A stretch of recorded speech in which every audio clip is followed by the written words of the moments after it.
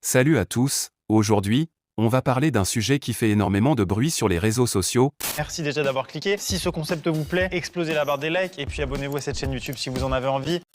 Nasda, connu pour ses vidéos virales et son image de Robin des quartiers, l'influenceur est désormais au cœur de plusieurs polémiques qui remettent en question sa sincérité. L'une des plus grosses controverses concerne l'affaire de la carte bancaire. Nasda a promis de partager les codes d'une carte créditée de 100 000 €, mais pour y accéder, les gens devaient créer un compte payant chez une néobanque. Beaucoup ont vu ça comme une grosse arnaque déguisée, derrière le geste soi-disant généreux.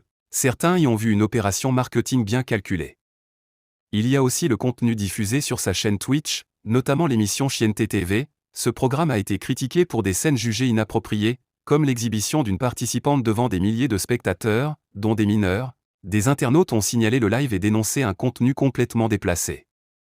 Ce qui choque aussi, c'est la manière dont il utilise les femmes dans ses contenus, souvent comme des objets pour générer du buzz et des vues faciles. Il ramène volontairement des filles dans ses émissions ou ses vidéos juste pour faire grimper les statistiques, avec des séquences parfois gênantes ou humiliantes, uniquement pour faire parler de lui.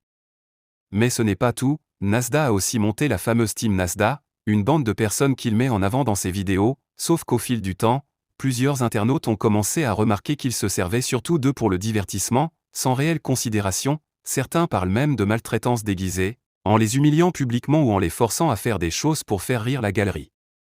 D'autres polémiques tournent autour de ses propos, parfois jugés violents ou discriminatoires, et de certaines scènes où il apparaît agressif ou provocateur. Tout cela a renforcé l'idée qu'il utilise les polémiques pour faire du buzz et entretenir son image. Aujourd'hui, beaucoup se demandent si Nasda est vraiment le mec généreux qu'il prétend être, ou s'il ne manipule pas son audience avec des stratégies bien rodées. Et toi, t'en penses quoi? Manipulateur ou incompris? Dis-moi en commentaire.